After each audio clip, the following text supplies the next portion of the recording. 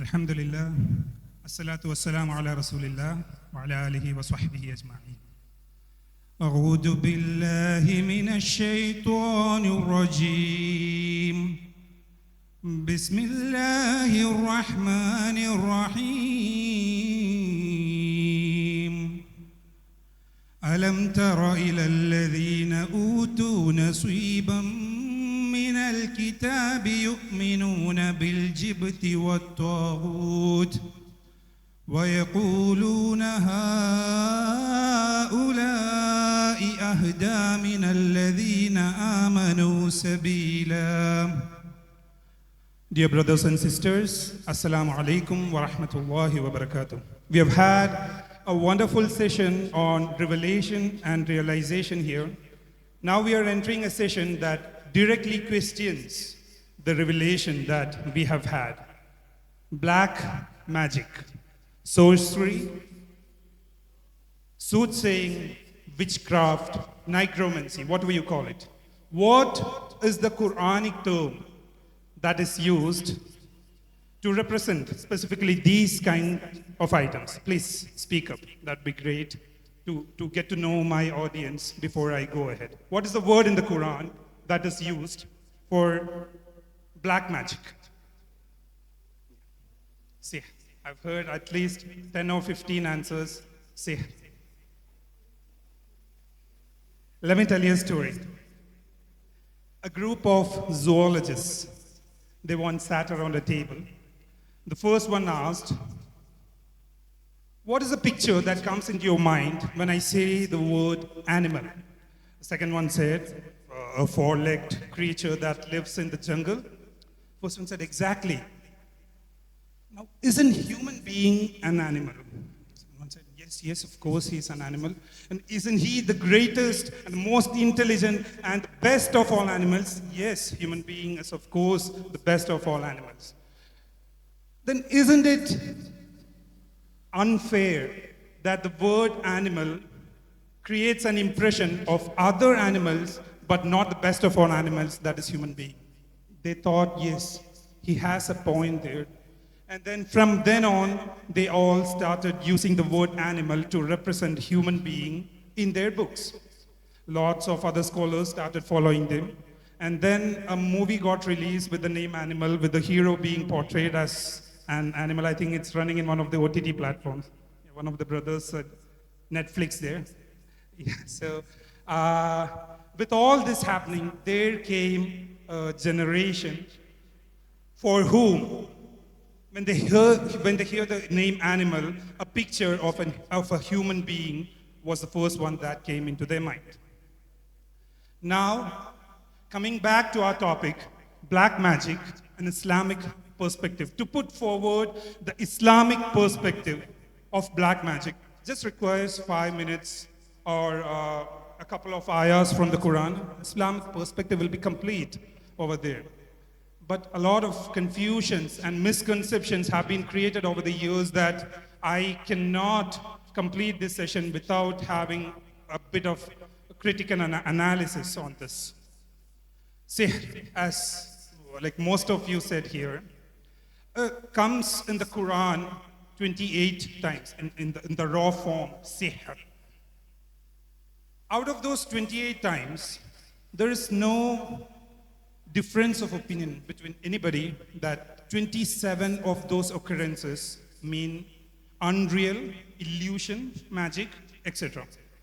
Now the 28th occurrence comes in Surah Al-Baqarah in the 102nd ayat, the first chronological order of sihr in the Quran.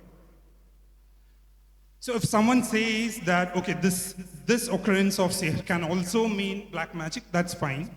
But if they say that this can only mean black magic there, where all the other 27 occurrences mean unreal or illusion, then there is an agenda there, or they have been clearly misguided.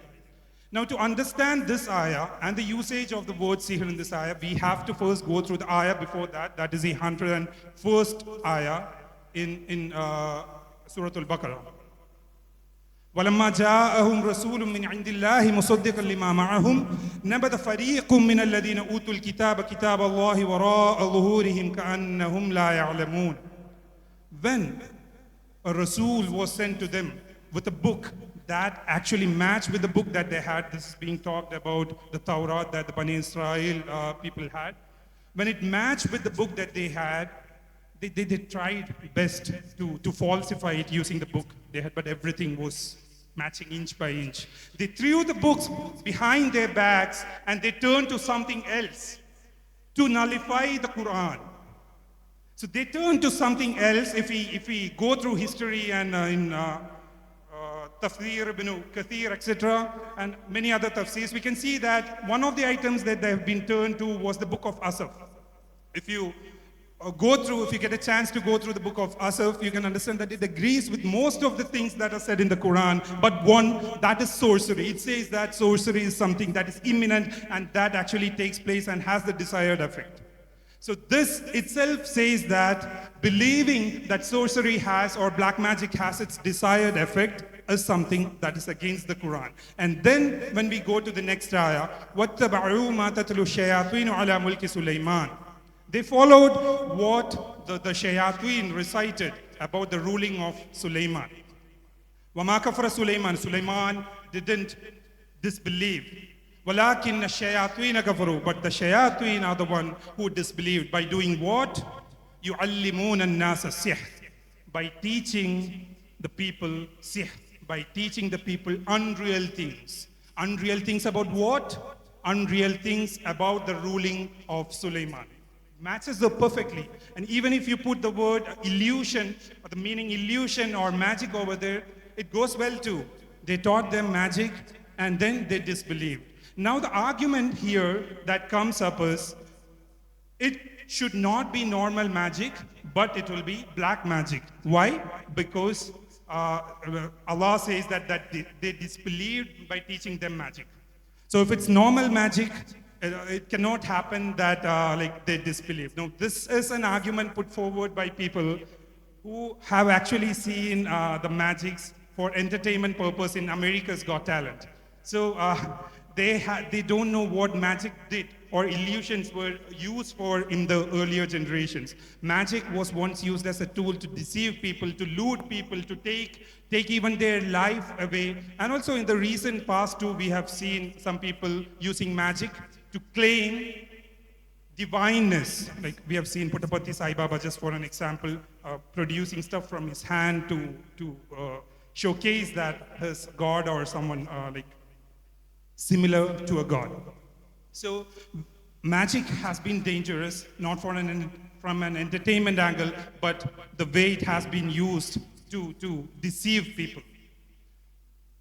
So the unreal usage or magic usage or the illusion ones go perfectly over there. But even if, for the sake of argument, if we take the word to be black magic over there, still it doesn't have anything about it that says that black magic can have the desired effect over there. They taught them black magic, fine. They taught them black magic. Does it say that a black magic can have, you dig an egg, written something over the egg into the floor? Does it say that it can have an effect? No, it doesn't. The most blatant argument that you can see there is that it says they taught them black magic, and if something is being taught, it can only be things that have a reality that can take effect. How blatant can it go? There are like hundreds of things that can be taught which does not have any effect. Take, for example, astrology. In India, astrology is a course that actually takes a longer time to get completed than MBBS over here. I had a friend who had 5.5 years of astrology learning experience, and he still hadn't completed his course. He quit it halfway through. So saying that something that can be taught will have effect is as naive as it can get. And the next part of the ayah is that which says, وَمَا أُنزِلَ عَلَى الْمَلَكَيْنِ بِبَابِلَ هَارُوتَ وَمَارُوتَ. Now this part, this وَمَا أُنزِلَ عَلَى الْمَلَكَيْنِ, this can be connected to the previous sentences in three possible ways. One is وَمَا أُنزِلَ عَلَى الْمَلَكَيْنِ, I haven't sent, like وَمَا كَفَرَ سُلَيْمَانُ. Just like that, Allah is taking their arguments one by one, the Banu Israel people's argument, and then negating it one after the other. Sulaiman did not do kufr as they said. Wama kafra Sulaiman. Wama unzila ala al-malakaini. I have like two angels wherein sent. That is the most apt fitting over there. But you can see like in most of the books that is being showcased as the last one, whatever it may be. Now the other one is where you can put Wama unzila ala al-malakaini bi Babila Harut wa Marut with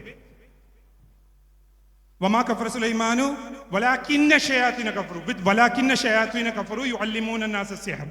So it is the shayateen who were the one who disbelieved by teaching unreal things about Sulaiman's ruling, as well as unreal things about Babil, two angels that came down to like Babil. Now it is something that the shayateen have done, so we don't need to believe in that too. So they just don't spread anything other than lies. So that too got out from the equation. Now the only one reasoning that can actually give a meaning that actual to Malakain, it may be kings or it may be angels, whatever it is, two people came there and taught them stuff to separate a man and a woman is by connecting it to the starting part of the ayah, that is وَاتَّبَعُوا مَا تَتْلُو الشَّيَاطِينُ وَمَا أُنزِلَ عَلَى الْمَلَكَيْنِ بِبَابِلَ هَارُوتَ وَمَارُوتَ. So when we connect it there, that actually means that someone has come, someone has taught stuff to separate a man and a woman. But even then, even if we take the meaning with the last or the least of the probabilities, where do we get the meaning that this thing to separate a man and a woman has been done by black magic? Where is that meaning? These are like coming out from thin air, from nowhere. If you go through this essence of Quran, it is actually against it. There are lots of ways for separating a man and a woman. You can just go and ask your grandmothers or the past generation women there. They were experts in doing that. They actually needed just 10 or 15 minutes to separate a man and a woman. They could easily create confusion among them and do the separation. So building whatever the belief that you have and trying to impose it by reciting an ayah from the Quran is not the way. I could go on and on about this ayah. The more you dive deeper into it, you can easily understand that this ayah does not have an ounce to say that black magic has its desired effect. Now the second one and the only other option like that they have come up with in the Quran to say that black magic has its desired effect is in a very familiar surah to all of us. Can you say which surah is that? The other surah that says that black magic has its desired effect, please?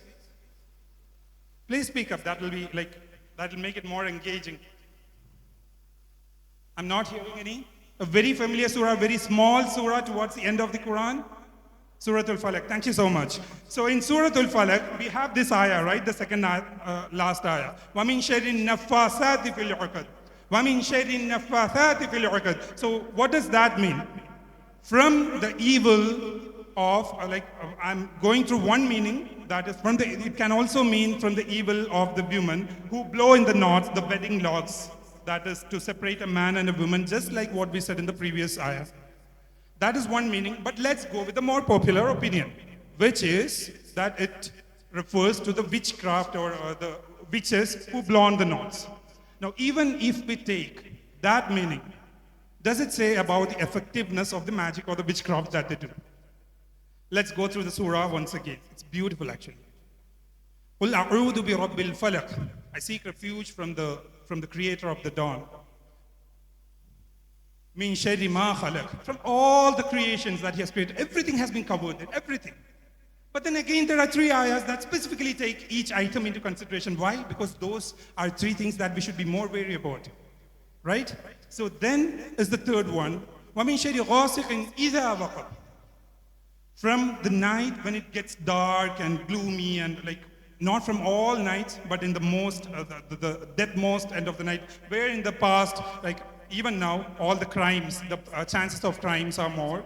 Even chances of attacks from animals or human beings, everything is more. So, إِذَا وَقَبَ. Only in that specific instance, I'm asking protection from God from the night. Now let's keep the ayah that is in question now, and let's go to the last ayah of the surah. وَمِن شَرِّ حَاسِدٍ إِذَا حَسَدَ. I seek refuge from the evil of the envier when he envies. When, if and when he envies. Just like the previous ayah, it's about a specific instance, not about the complete, not about all the envier. Like there may be an envier who envies like Barack Obama. I don't need to ask refuge from that person. So when he envies on me, I ask God for protection. Now let's come back to the ayah. وَمِن شَرِّ النَّفَّاثَاتِ فِي الْعُقَدِ. Is there an if and when? Is there an idha over there? Has Allah forgotten that, or has He done that just to make the words rhyming there? Just like what I did in my 6th standard when I submitted a poem for my school magazine. My sister is smiling over there. She still mocks me to this date, saying that my name is funny, I have a bunny. My bunny never cries when my mother dies. She might know the remaining, I have forgotten that. So has Allah written surahs, ayahs in that way just to make the last words rhyming? No. No, dear brothers and sisters. Each harf in the Quran is way to perfection. Each has its place and position that no other book in the world can even think of matching. So He has purposefully put the words in that order that we seek refuge from all the witchcraft people, all the sorcerers, all the black magicians, not when they do magic. Why is that? Is because He wants us to know that it's not the specific thing that they do that we need to ask protection from. It's that people. So you might be thinking, if it's not that thing that they do is the problem, then they are normal human beings. Why do we need to ask protection from them? That is because these people, they go to any extent to make a feeling that their magic has an effect on people, or the desired effect. They do whatever. They can even go and harm people to make that feeling. They can do anything. They can cause separation between people. They do only harm. They are one of the most evil among all the people, among all the groups of people that we can see around us. My wife, when she was small, in their home, they lost a golden necklace, which was very costly, of course. So at that time, they had this habit of going to these people who do all this stuff and take stuff from the ghaib. They knew those things. And then when they went to such a person in Kasaragod, they traveled all the way. He asked her to come inside. She was 6 or 7 years old. They always use people who don't question back. A small child she was. And then he had a big rice bowl, and he did something on that, and he asked her to look inside. So she looked inside, and he asked, "You are seeing an image of somebody. You are seeing an image of somebody. Whose picture is it that you're seeing there?" And then that poor girl, my wife now, she actually saw the picture of a very sweet lady whom she calls Amma. She's like a second mother to her, just her close neighbor. And then that's what she went back and said to her family. And from that day onwards, for years and years, they went and talked to this Amma. Such a sweet lady, I actually love spending time with her. And then it is only after these numerous years, after they found out that the ornament was taken by somebody else, that they went back and started talking to her. This is what the soothsayers and the witchcraft people will do. They just cause nothing but harm and separation between people, and that's why Allah has asked us to specifically ask for protection from them, from this community, and not from what they do. And now what is the perspective of Islam in black magic? For that, the ayah that I recited in the starting, in the introduction, it says that Alam tara ila alladhina utu nasweeban min al-kitab yu'minuna bil-jibti wat-taghut. Haven't you seen those to whom I have given a portion of the scriptures? They believe in sorcery and in Jibt. Let's take it that way. They believe in Jibt. So what is the Jibt? So many tafsirs have given the meaning as baseless superstitions. That is what we see in most of the tafsirs. And in some others, we can see that things like black magic and sorcery over there. Some tafsirs, like Quran Foundation UK, They have given the meaning as baseless superstitions like sorcery, black magic, and soothsaying. Clearly over there. Allah doesn't need a lot of words to convey to us regarding what He wants to convey. For example, take the word ard. The word ard does not directly mean earth. It has the meaning, the traveling sphere on which we are situated. It has everything. People ask, has it been mentioned in the Quran anywhere that the earth is spherical in shape and it travels? Yeah, just one word is enough for that. Similarly, the word jibr, that word itself conveys that, and if you aren't satisfied with the word itself, connect with the ayah, the 101st ayah in Surah Al-Baqarah, and then recite that on. The same community, the Bani Israel people, they threw away their books and turned to something else. And what is that something else? One of those things is these baseless superstitions like sorcery and black magic. And what does Allah say about them? Ulaika alam tara ila alladhina utu nasiban min alkitabi yu'minuna bil jibti wat taghut wa yaquluna haula'i ahda min alladhina amanu sabila ulaika alladhina la'anahumullah faman yal'anillahu falan tajida lahu nasira. Allah has His wrath upon them. Now, this question always comes. This sheikh that I always go to, and these particular people that I always consult, they don't give this meaning like what you see. For them, Allah has an answer in Surah number 10, ayah number 100. وَمَا كَانَ لِنَفْسٍ أَن تُؤْمِنَ إِلَّا بِإِذْنِ اللَّهِ وَيَجْعَلُ الرِّجْسَ عَلَى الَّذِينَ لَا يَعْقِلُونَ. Allah allows a person to be a believer only by His will. Now, those who don't use their reasoning or those who don't use their intellect, Allah treats them as trash. He places defilement over them. He doesn't even consider them to be a believer. Now think where we are on this. Now, the next one that is like, okay, Quran. Okay, I agree to what you are saying on the Quran. The next one is regarding, there is a hadith that has found its place on most of the most trustworthy hadith books. So what do you say about that? So it is true. It's being said that Prophet was bewitched by a person called Labid ibn Asam, and using his comb and a few hair and a male pollen from the date's palm. And then it was put into a well called Darwan. So there are a few questions regarding that logical, like few many Sahabas went with them and why it came only through one revelation. Let's leave all the logical explanations on one side. The only reason that this is against the soul of the Quran, the perspective of the Quran, makes it not able to be considered, even if it takes its form in any of the most trustworthy books. Let all the human beings in this world, all the human beings in this world, were they to combine to write a book, that wouldn't come close to the book that has been sent down by Allah. ذَلِكَ الْكِتَابُ لَا رَيْبَ فِيهِ. That is the book in which there is no scope of doubt, which means that any book written in this world can have doubt over there. Also, this hadith are against the couple of ayahs that come in Surah Isra as well as Surah Al-Furqan. وَإِذْ يَقُولُ الظَّالِمُونَ إِن تَتَّبِعُونَ إِلَّا رَجُولًا مَسْحُورًا. So Allah is condemning the people who are saying that the Prophet, this is not saying about any normal human being, mind you. It's saying that the Prophet was bewitched. Na'udhu billah.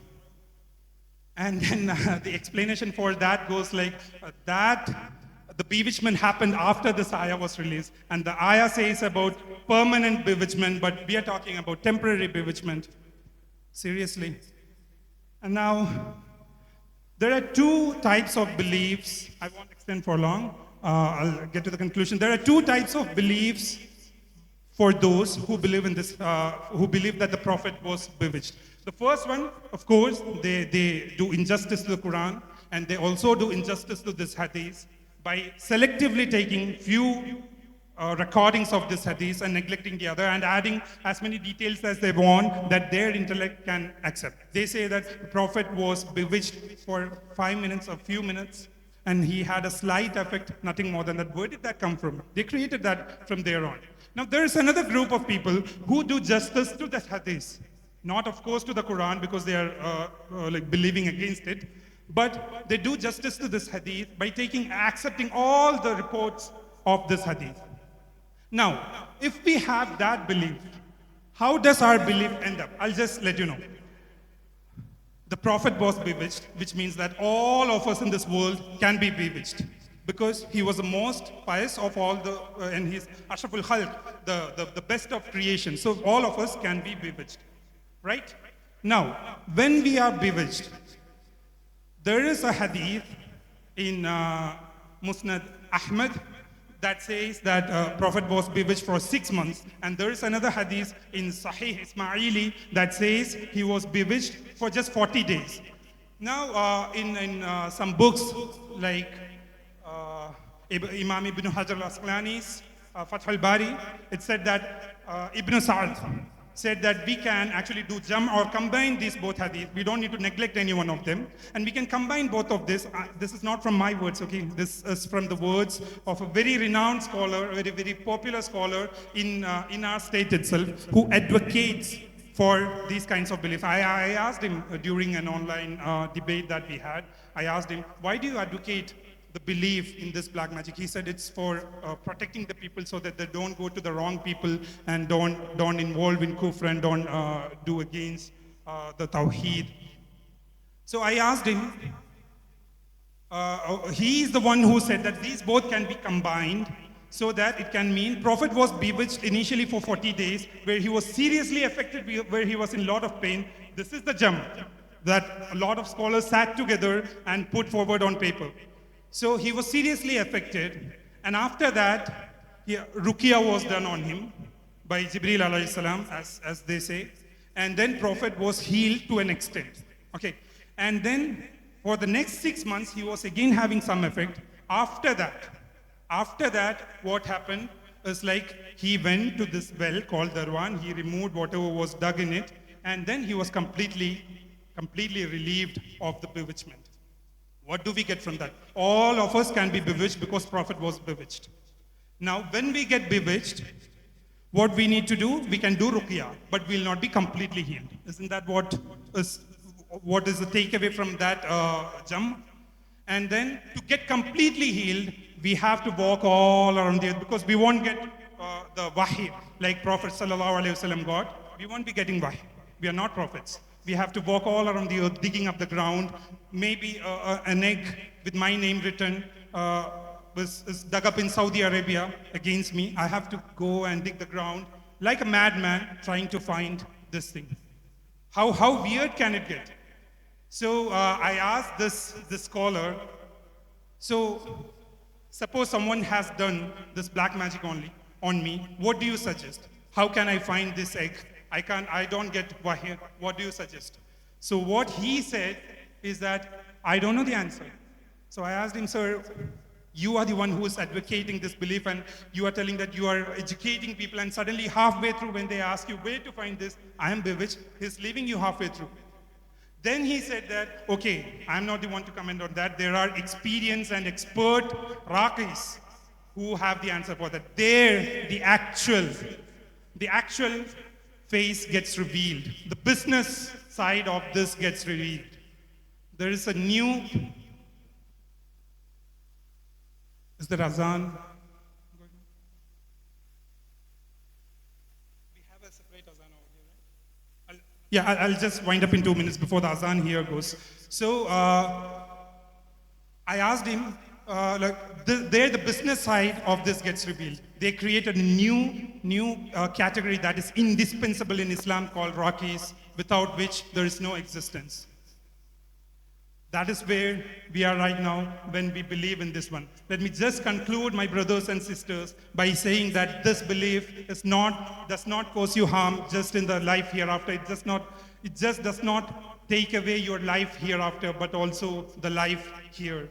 There is nothing but harm that can be caused by the belief in such superstition. May Allah guide us all. May Allah protect us all from such beliefs. May Allah protect us from even the minutest form of shirk that can come into our life, which is the only sin that Allah can never forgive and tolerate among His slaves. Wa akhiru da'wana alhamdulillahi rabbil alameen. Assalamu alaikum wa rahmatullah. Assalamu alaikum. My question to Shahal Parappanangadi.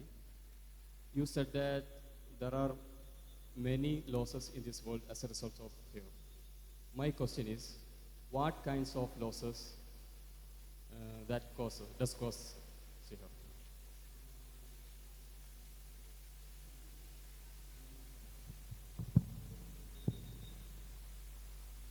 Assalamu alaikum wa rahmatullah. As I understand, the question is, I had mentioned the losses in the life hereafter.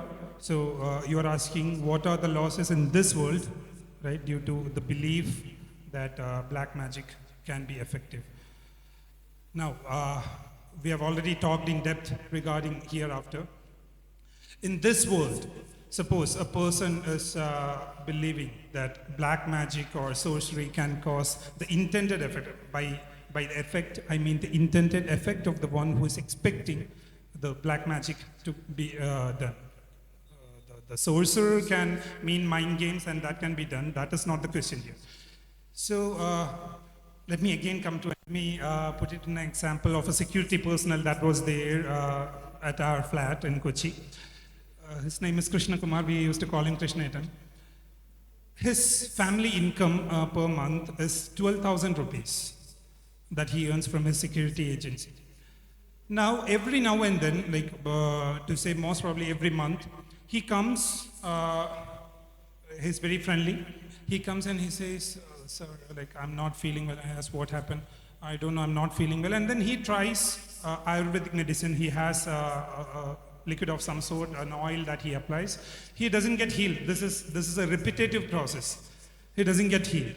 After that, he goes to the district hospital there and then tries some English medicines. And then he won't get healed. In his mind, it's prepared that he won't get healed, because I'm not seen this a couple of times. I've seen this more than 10 or 20 times. Same process repeats. He doesn't get healed with the modern medicines that he takes.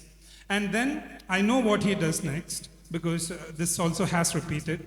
He goes to a person who actually does this soothsaying and sorcery, and then he finds out who has done black magic on him, and then writing their name on some sort of sheet, he asks this Krishnatan to buy few stuff from his own center, and then after he buys that, he does some puja, and then the next day, so I'll tell you, one is golden basma, which costs around 1,500 rupees. Then there is male-female roop,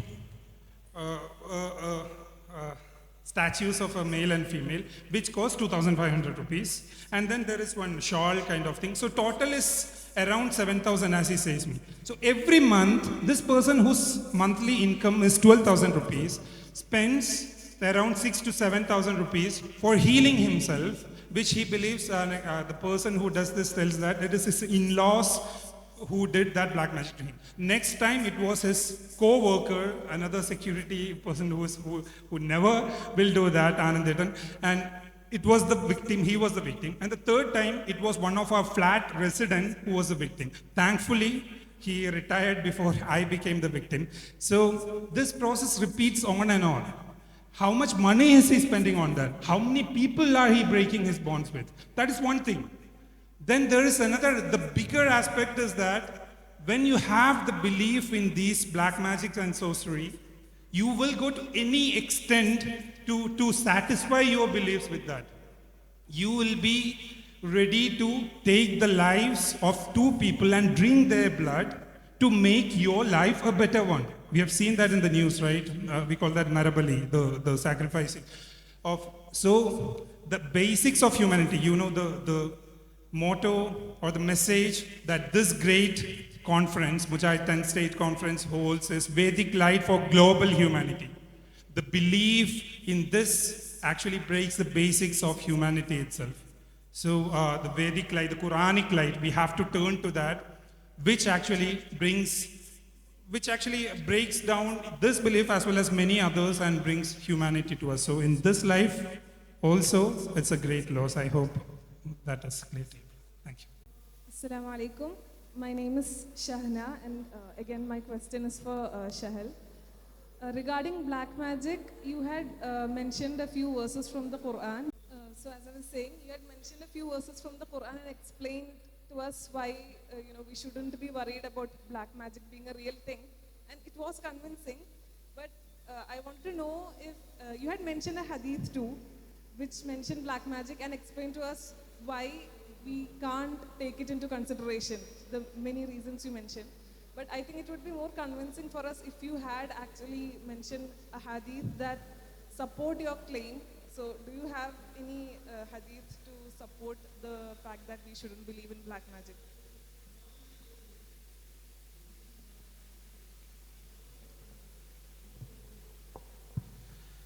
Okay. First of all, my co-panelists would be happy that I have taken such a topic. They are more freer now. I know, yeah, the topic that I took up is the one that is more in doubts or in question. So, yes, sister, like black magic, I have mentioned the hadith. I have gone through the Quran in detail, which nullifies black magic, and said that hadith that actually says black magic may work out and told its negative sides from a Quranic side. She has asked me why I haven't done the other thing, that is I haven't mentioned hadith. They say that black magic doesn't work, right? Yeah. The main thing is the time constraint. There are actually numerous number of hadiths that actually say that this does not cause the intended effect. Still, we have a kind time restraint even for this session. I'll just let you know one or two hadith. The first one would be, which has a sahih set of narrations. Inna ruka wattivalata wattama'ima shirkun. This, I don't have time to explain those. These are three different forms of sorcery, soothsaying, and magic. Inna ruka wattivalata wattama'ima shirkun. These three are shirk. Now, do any one of you think that shirk can have an effect? The belief that shirk can have an effect is exactly as doing a shirk. I'll tell you a quick example. I suppose don't have children. I'm married. Now I go to Guruvayur, and Guruvayurappan, who is the deity there, I do him some offerings to have children. Do you think that this is shirk or not? It's shirk, right? Now, it's the same scenario. I don't have children. But I don't go to Guruvayur and I don't do any offerings because I know that it is shirk. But I know in my mind that if I go there, I can have children. Because my neighbor went and he got children, and on one survey in one of the newspapers, I saw that a large number of people who are going to Guruvayur and offering are having children. Now I have this belief that if I go, I'll have children, but I'm not going because if I do that, it is shirk. Is that, how ironical is that? So, you are in no better position by not doing an act of shirk when you are believing that it have an effect.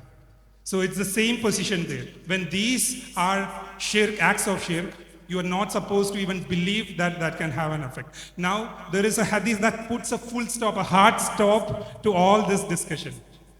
It is also mentioned in my talk. I had recited Surah Baqarah's ayah 102, which is a very relevant ayah in question. In that ayah's explanation, in Ibn Kathir's tafsir also, this hadith has been quoted. It has also been classified as Sahih, and it was reported by Ibn Bazar from Ibn Abdullah, I believe.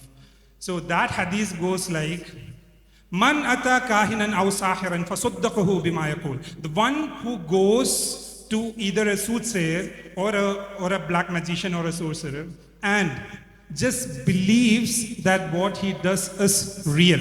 Just believes that what he said is real. فَصَدَّقَهُ بِمَا يَقُولُ فَقَدْ كَفَرَ بِمَا أُنزِلَ عَلَى مُحَمَّدٍ صَلَّى اللَّهُ عَلَيْهِ وسلم. Prophet has not said that he is it is against Quran or anything. It's a hard stop. Prophet is saying that he has disbelieved in what has been revealed to Prophet Muhammad sallallahu alaihi wasallam from Allah. He has disbelieved in Quran. The instant you just believe a talk or a word from one of the soothsayers or sorcerer or a black magician, you have disbelieved in Quran. Now, if you just believe a word said by him to be real, and you are considered as you have disbelieved in Quran, then do I need to say, what is your position if you believe what he does to be real? That is for you to think upon. I hope I have answered your question.